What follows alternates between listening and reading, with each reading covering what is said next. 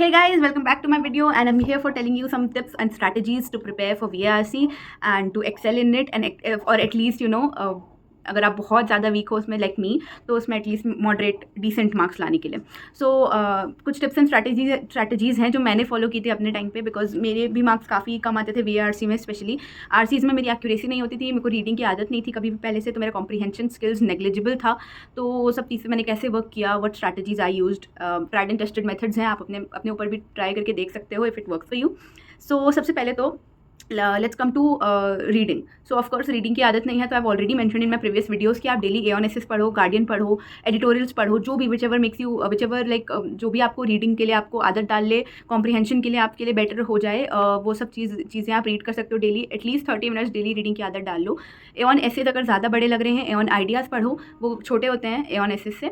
सो वो सब पढ़ो एंड डेली आप you can jot down the points, jot down the summary of that essay और आइडिया और editorial whichever your reading. तो वो सब का आप एक समरी लिखोगे तो आपका दिमाग कॉम्प्रीहेंड करेगा बेटर, समझेगा, और आप अगली बार जब उसको रीड करोगे ना तो आपका दिमाग पहले से कॉम्प्रीहेंड करना स्टार्ट कर देगा, बिकॉज उसको पता होगा कि लास्ट में आपको समरी लिखनी है विदाउट रीडिंग इट अगेन। तो ये एक बहुत अच्छा मेथड है। इनफैक्ट ये सिर्फ ये सब्जेक्टिव नहीं है, ये सब पे ही वर्क करेगा। Whoever has poor comprehension skill, उस पर ये वर्क करेगा ही करेगा कि आप रीड करो एंड उसके बाद आप समरी लिखो उस पैराग्राफ का या उस एडिटोरियल का, उस ऐसे का, उस आइडिया का।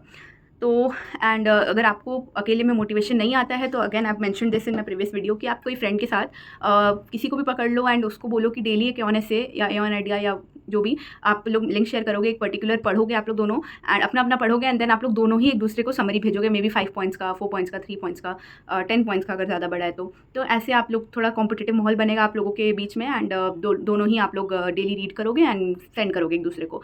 एंड अगर एक भेजता है तो दूसरे को फिर लगने लगता है कि अरे उसने भेज दिया, मुझे भी भेजना है। तो ये कॉम्पिटिशन से मोटिवेशन बढ़ता है, तो ये इनकलकेट कर सकते हो आप अपने फ्रेंड ग्रुप में। सो ये हो गया रीडिंग के बारे। सेकेंडली आरसीज़ के एक्यूरेसी एंड अटेम्प्ट के बारे में बात करें तो सबसे पहले तो आप टाइम पे फोकस मत करो, अटेम्प्ट पे फोकस मत करो, एक्यूरेसी पे फोकस करो आरसीज़ में। बिकॉज आरसी एक ऐसी चीज़ है ना जो मैक्सिमम होती है VARC के सेक्शन में। सो अगर आप उसमें से हाफ भी एस कर जाते हो तो you are good to go for starting. So RCs में आप इस चीज़ पे फोकस करो कि आप जो ऐसे है उसको जो आरसी है उसको कितने अच्छे से समझ पा रहे हो, कितने अच्छे से कॉम्प्रीहेंड कर पा रहे हो, कितने अच्छे से जो ऑथर जो आपको बताना चाह रहे हैं, जो मैसेज आप तक पहुंचाना चाह रहे हैं, वो मैसेज आप तक पहुंच रहा है कि नहीं पहुंच रहा है।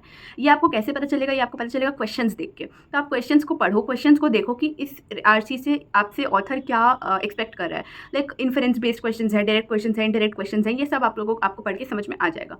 तो आरसीज़ में what you can do is एक बहुत ही लाइक बच्चों जैसा मेथड है, हंसी आएगी बहुत लोग को जिन लोगों का VARC अच्छा होगा। लाइक है कि आप जब एक आरसी पढ़ रहे हो ना, जैसे फॉर एग्जांपल ये 4 पैराग्राफ का आरसी है, एक पैराग्राफ पढ़ो एंड उस पैराग्राफ के बारे में 4 to 5 कीवर्ड्स, पॉइंट्स, लाइक बहुत छोटा सा, एकदम छोटा सा एक समरी 1 लाइनर लिख सकते हो आप उस पैराग्राफ का, फर्स्ट पैराग्राफ का, बस ये इन्फर करने के लिए कि फर्स्ट पैराग्राफ क्या चीज़ के बारे में था। फॉर एग्जाम्पल जैसे for example Nainital is a tourist place, उसके बारे में बताया हुआ है। फर्स्ट पैराग्राफ में दे हैव स्टार्टेड कि India is a beautiful place, it has a lot of hill stations, they have a very pleasant weather, and ऐसे करके ये फर्स्ट पैराग्राफ है। एंड आपने वो फर्स्ट पैराग्राफ पढ़ा, आपने नोट डाउन कर लिया India, beautiful place, pleasant weather, like ऐसे बस एक एक दो वर्ड करके जो आपको समराइज कर दे कि वो पूरा पैराग्राफ किस बारे में था।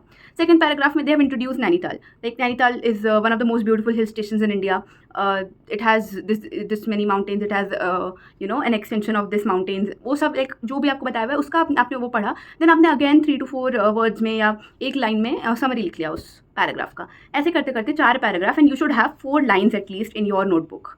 Take a notebook and pen with you, ठीक है? तो you should have at least 4 lines in your notebook. तो वो होने के बाद ना आपका लाइक आपको ऑलरेडी पता है एंड आपको बेटर रिमेंबर रहेगा कि पूरा आरसी किस बारे में था, एंड आपको बेटर रिमेंबर रहेगा कि कौन से पैराग्राफ में किस बारे में बात की गई है।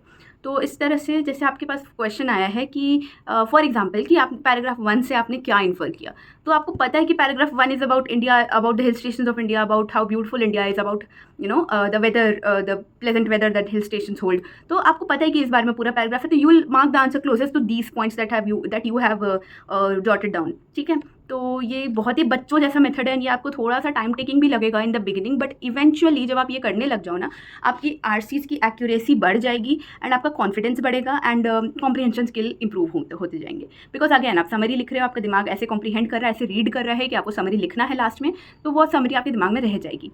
तो this is how you should start solving RCs अगर आपका आरसी में एक्यूरेसी बहुत कम है. My accuracy was honestly around 20 to 30% RCs में.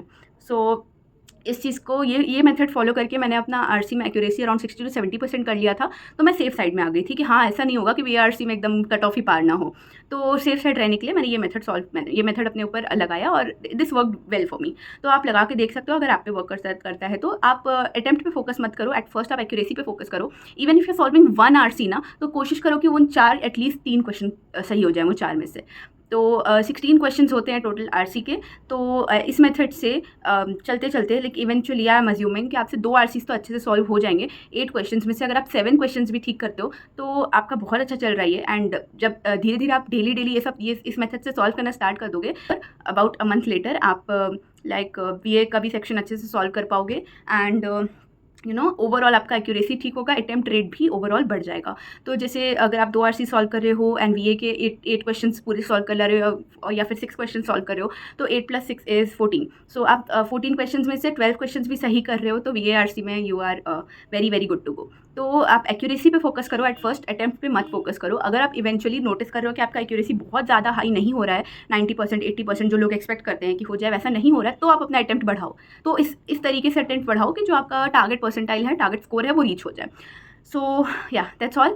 वीए के लिए आई ओनली सजेस्ट कि उसको प्रैक्टिस करो डेली. उसके लिए भी कॉम्प्रीहेंशन चाहिए कहीं ना कहीं. तो उसके लिए तो अगर आप रीड करते रहोगे डेली तो वो अपने आप इंप्रूव हो जाएगा. But para jumbles, para summaries, out of context and para completion, ये सब चीज़ें आप प्रैक्टिस करो. ऑनलाइन रिसोर्सेज हैं, अगर आप कोई कोचिंग ले रहे हो उसका रिसोर्सेज होगा. एंड बोधी प्रेप पे है previous year paper. Previous year questions are the most reliable resources you can get out there. So previous year resources से solve करो. And there are a lot of questions. तो ऐसा तो नहीं होगा कि आप 1-2 दिन में you'll exhaust the list. तो उसको daily solve करो. And I think practice is the key. Daily RCs target करो. अगर आपका आरसी बहुत ज़्यादा वीक है तो टारगेट करो कि आप हर दिन 3 से 4 आरसीज सॉल्व कर रहे हो. एंड पैराजम्बल्स, पैरासमरीज, पैरा कंप्लीशन के मिला के 30 to 40 क्वेश्चन सॉल्व कर रहे हो. So I have already told in my previous videos कि जो आपकी वीकनेस है ना, आपने रिकॉग्नाइज कर लिया है कि वो आपकी वीकनेस है, तो उसको प्लीज़ ज़्यादा टाइम दो आप एज़ कम्पेयर टू अदर. जो आपकी स्ट्रेंथ है उससे कंपेयर टू ज़्यादा टाइम दो. बट ऐसा भी नहीं कि स्ट्रेंथ को पूरी तरह से इग्नोर कर देना कि लास्ट में वही आपकी वीकनेस बन जाए. सो ऐसा मत करना. अच्छे से टाइम दो, मॉडरेटली सबको टाइम देना है. बट जो आपकी वीकनेस है उसको थोड़ा ज़्यादा फोकस करो. आरसीज 3 से 4 डेली सॉल्व करो. वीए के क्वेश्चन सॉल्व करो. एंड सेक्शनल्स देते रहो. बहुत इंपॉर्टेंट है सेक्शनल्स देना. मॉक भी मैंने बताया है अपने वीडियोस में कि मॉक आपको कब से देने स्टार्ट करने हैं, कैसे देने हैं. बट इवन इफ अभी आप मॉक उतना नहीं फोकस कर रहे हो तो सेक्शनल्स तो बिल्कुल भी दो. अगर आप सेक्शनल नहीं दे रहे हो तो आप बहुत बड़ी गलती कर रहे हो अभी के लिए. सो हर वीक एक सेक्शनल तो ज़रूर लगाओ. बैठो 40 मिनट्स के लिए. वो आदत आपको पढ़नी ज़रूरी है, 40 मिनट्स के लिए एट अ स्ट्रेच बैठना.